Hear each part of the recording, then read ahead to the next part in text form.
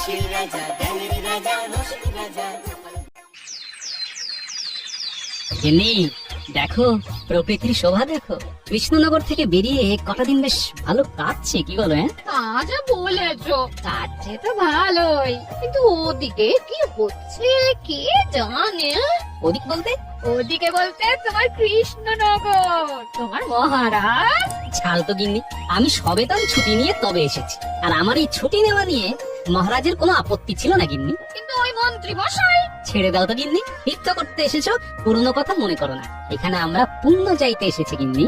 চলো এবার নে রাজাকে। তুমি যাও, আমি আর একটু পরে আসছি।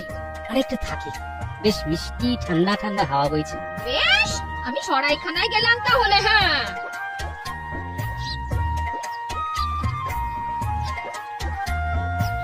মহাশয়, আপনাকে দেখে মনে হয় আপনি খুব জ্ঞানী ব্যক্তি। মনে হবার কারণ? অল্প অল্প কথা বলেন, নীরবে থাকতেই পছন্দ করেন বলে আমার মনে হয়। আপনার অনুমান যথার্থ। আসলে আমি নীরব থাকতেই বেশি পছন্দ করি। এই আপনি এত বড় ব্যক্তি, আপনাকে বলতে সাহস হয় না, তবু বলি। আহা, আপনি এত কুণ্ঠা করছেন কেন? যা বলার বলে দিন, নিঃসংকোচে বলে দিন। দয়া করে যদি আপনি আমার ঘরে আসেন, তাহলে আমি আপনাকে একটা জিনিস দেখাতে পারি, এবং আমি স্থির নিশ্চিত যে আপনি ওই জিনিসটি দেখলে খুব তৃপ্তি পাবেন। কি এমন জিনিস রে বাবা, যেটা দেখে আমি খুব তৃপ্তি পাবো? না আমাকে নিয়ে যাবার পেছনে অন্য কোনো উদ্দেশ্য আছে? যাকে দেখাই যাক। কি ভাবছেন, আপনাকে আমার বাড়ি নিয়ে যাওয়ার অন্য কোনো উদ্দেশ্য আছে কিনা?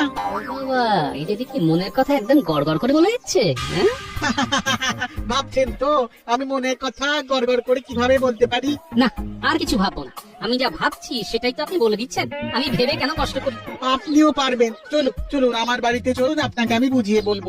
আচ্ছা, আপনার বাড়ি গেলে আমাকে কি বোঝাবেন সেটা আমাকে এখনই একটু বুঝিয়ে বলুন দেখি। এই যে আমার বিদ্যের বোঝা, সেই বোঝাটিকে নামাতে চাই। বিদ্যাকে বোঝা বলছেন? এটা কি ঠিক? বর্তমানে ওটি আমার কাছে বোঝাই হয়ে উঠেছে। আমি উপযুক্ত পাত্রের হাতে সমর্পণ করে তবে আর আমার চোখে আপনিই সেই উপযুক্ত। কিন্তু একটি ভালো বিদ্যার হাত থেকে মুক্ত হতে চান কেন? আসল কথাটা যদি বলে ফেলি, তাহলে উনি আমার এই বোঝা নিতে রাজি হবেন না। হ্যাঁ মহাশয়, মহাশয়, আমার সংসার আদি নেই, একা মানুষ।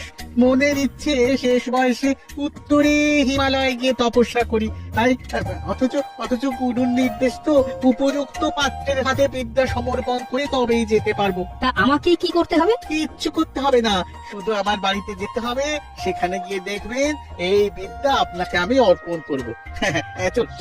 চলুন।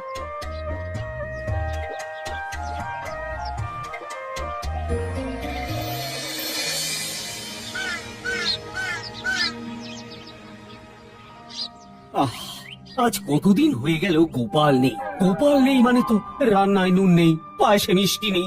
মহারাজের আদিক্ষেতা দেখে আর বাঁচি না। গোপাল ছাড়া আর যেন কেউ নেই। এই গোপাল আর গোপাল আর গোপাল। সে এখন সবেতন ছুটি উপভোগ করছে। সেটাই তো মহারাজ বুঝতে পারছেন না। উনি ছুটি উপভোগ করছেন আর ভেবে পড়ছেন মহারাজ। কেউ কারো নয় মহারাজ, কেউ কারো নয়। তুমি চুপ করো তো মন্ত্রী। একটু সুযোগ পেয়েছো, অমনি গোপালের পেছনে কথা বলতে শুরু করেছো। পেরেছো কোনদিন গোপালের মুখে মুখ লাগিয়ে কথা বলতে? গোপাল দেয় ধুয়ে আর মন্ত্রী পড়েন শুয়ে। বাবা কবি, আরে এসব কি হচ্ছে? তুমি ভুলে যাচ্ছ যে আমি মন্ত্রী। এখন সব কি আছে যে গোপাল কথায় কথায় মন্ত্রীকে ধুয়ে দেয়, কিন্তু মন্ত্রী শুয়ে পড়ে, এটা কিন্তু সত্যি নয়। মন্ত্রী আমাদের বুক চিতিয়ে লড়ে, পারেন না তবু লড়েন। পারি না কিন্তু লড়ে যাই। আমি মন্ত্রী মশাই। হারি না তবু হেরে যাই। আমি মন্ত্রী মশাই। আমিও দেখে নাও, আমাকে এখনো চিনতে পারেননি মহারাজ। ছবল যখন দেব তখন বুঝবেন গোপাল এখন নেই। এই সুযোগটা এবার নিতে হবে।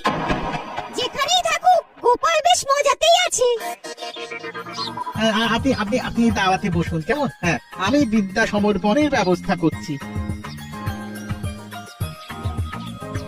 আচ্ছা, আপনি কি জানেন আমি কে? কি আমার পরিচয়? সব জানি। আপনি স্বনামধন্য মহারাজ কৃষ্ণচন্দ্র রায়ের অত্যন্ত প্রিয় পাত্র, সভাসদ গোপাল ভাঁড়। আমার কাছে কিছুই অজানা থাকে না, আমি সব জানি। আর কিছুক্ষণ পরে জ্ঞান আপনার হয়ে যাবে। দাঁড়ান, আমি সব জিনিসপত্রগুলো নিয়ে আসি। এই বিদ্যা পাবার জন্য কোনো অধ্যয়নের প্রয়োজন নেই। এটা ভাবতে কিরকম একটা লাগছে। দিব্য দৃষ্টি পেলে মহারাজের সুরক্ষার বিষয়টা ভালোভাবে দেখা যাবে।